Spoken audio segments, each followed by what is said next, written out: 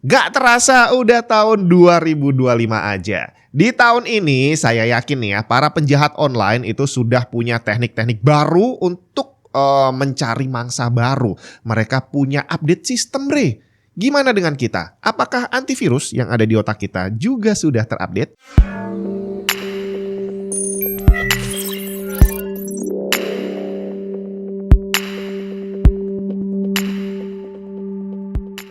Butuh informasi lebih tentang teknologi monitor? Pengen tahu review monitor gaming inceran kamu? Langsung aja ke YouTube channel Grey to Grey. Masih dipegang oleh tim Tech and Tips tapi fokusnya hanya untuk display. Pelan-pelan semua yang berhubungan dengan monitor bakal dialihkan ke sana, bre. Langsung aja klik linknya ada di bawah. Halo Jun, di mana? Teknik penipuan online semakin hari semakin canggih, tapi bukan berarti teknik lama ditinggalkan sama sekali. Salah satu metode penipuan yang udah ada dari sejak lama adalah ngirim email yang isinya adalah penipuan pastinya.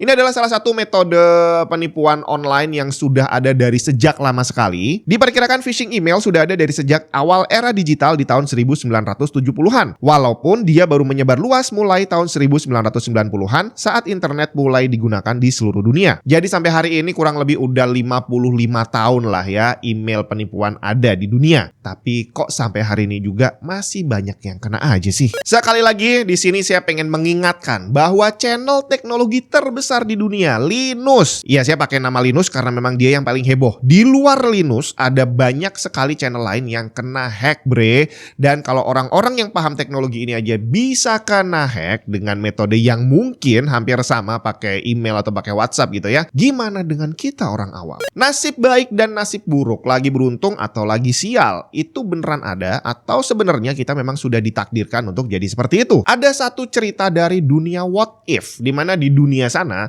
itu Cristiano Ronaldo berhasil masuk ke Piala Dunia membawa negaranya gitu ya dan masuk ke final.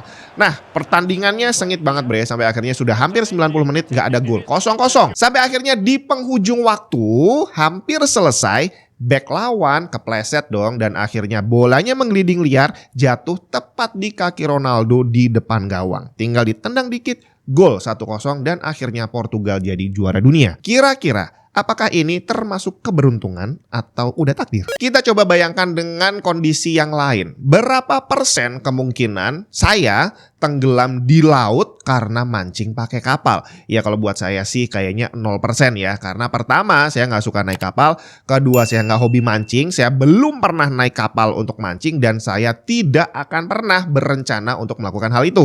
Jadi boleh dibilang buat saya kemungkinannya 0% atau mungkin 0,00 sekian persen kali ya. Sekarang pertanyaan buat kamu, berapa persen kemungkinan kamu kecelakaan di jalan naik motor nggak pakai helm dan dalam kondisi ngelawan arus? Ya mungkin buat kamu kondisinya juga 0% kemungkinannya karena pertama kamu nggak punya motor, punyanya cuma mobil. Kedua kamu belum pernah naik motor dan tidak akan pernah berencana mau naik motor. Jadi untuk kita berdua kondisinya adalah chance 0% menghadapi insiden seperti tadi. Apa hubungannya dengan Ronaldo tadi dan apa hubungannya dengan kejahatan online? Kita akan sampai ke sana. Tapi yang pasti dari ceritanya Cristiano Ronaldo di dunia what if tadi, keplesetnya si bek ini mungkin memang kebetulan. Tapi posisi Ronaldo ada di sana di tempat dan waktu yang tepat. Itu bukan kebetulan. Itu adalah hasil dari puluhan tahun dia menggeluti dunia sepak bola, ditekuni latihan bener-bener sampai jadi pemain profesional. Seandainya diurutin lagi ke belakang, dia nggak suka main bola, dia nggak akan ada di titik itu. Dan kalau misalkan dia memutuskan main bola tapi semaunya sendiri dan tidak menjadi pemain profesional, ya jelas juga dia tidak akan ada di sana untuk membawa negaranya menjadi juara Piala Dunia. Jadi nggak main bola, nggak mancing, nggak naik motor, semakin sering kita melakukan sesuatu, maka semakin besar kemungkinannya terjadi sesuatu di sana.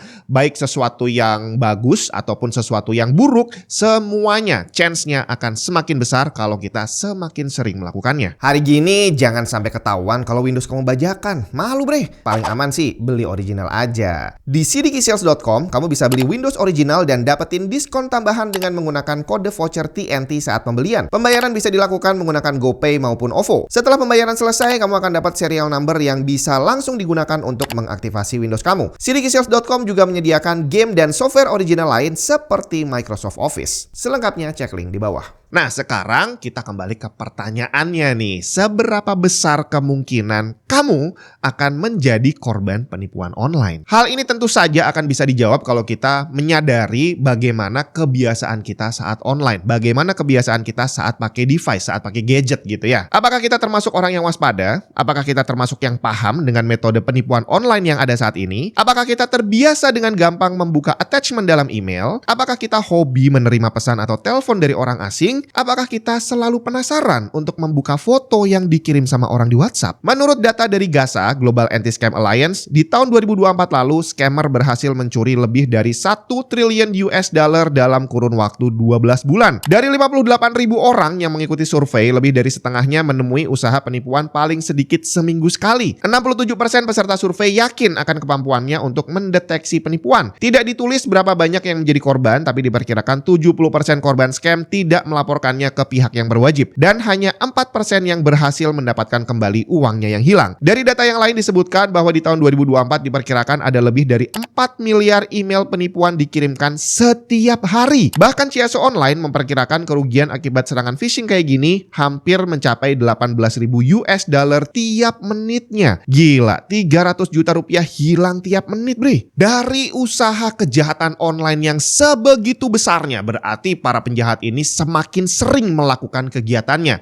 Dari sini aja secara persentase semakin besarlah kemungkinan mereka bisa menangkap korban. Nah, kalau dibalik nih dari sudut pandang kita sebagai calon korban, kira-kira berapa persen kemungkinan kita akan menjadi korban berikutnya? Apakah kita termasuk 67% orang yang sudah paham tentang banyaknya metode penipuan online dan kita udah familiar gitu ya, begitu masuk penipuan nih nggak usah dilihat gitu ya? Atau kita termasuk 33% sisanya yang nggak paham apa-apa? Di dalam dunia keselamatan kerja, ada satu kalimat, hanya karena di satu tempat tidak pernah terjadi insiden, bukan berarti tempat itu aman. Artinya, hanya karena kita belum pernah kecelakaan naik motor, bukan berarti kamu naik motor nggak pakai helm dan ngelawan arus itu adalah sesuatu yang aman untuk dilakukan. Jadi hanya karena kita belum pernah menjadi korban, bukan berarti kebiasaan kita selama ini sudah benar. Di jalanan, cukup satu kali kecelakaan untuk bisa merenggut nyawa seseorang. Dan di dunia digital, cukup satu kali insiden untuk bisa membuat uang tabungan kita habis tidak bersisa. Nasib sial bukan terjadi karena kebetulan,